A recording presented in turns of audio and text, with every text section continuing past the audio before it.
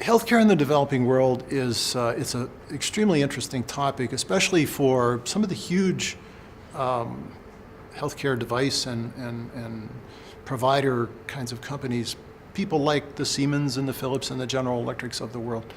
If you look at healthcare throughout the world, healthcare in the Western world is focused mostly on cardiovascular issues and cell science, things like Alzheimer's or brain science and things of that nature.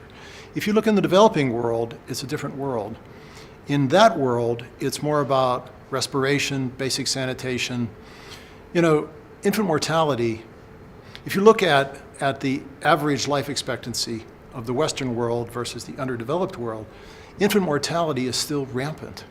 And babies and children die from things like, believe it or not, hypothermia or diarrhea, or, you know, and now we're talking about diseases of maybe the bowels and the lungs as opposed to extending someone's life in the Western world, diseases like Alzheimer's or cardiovascular disease.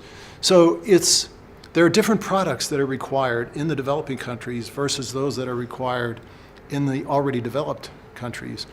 And the big multinationals are focused, if you're going to grow as a healthcare company, most of your growth nowadays is going to come from those developing countries as opposed to the developed countries.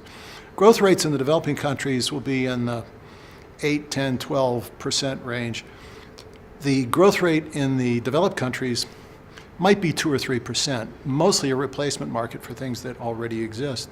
So, you know, developing countries and their economies and their healthcare needs are absolutely essential for developing healthcare companies.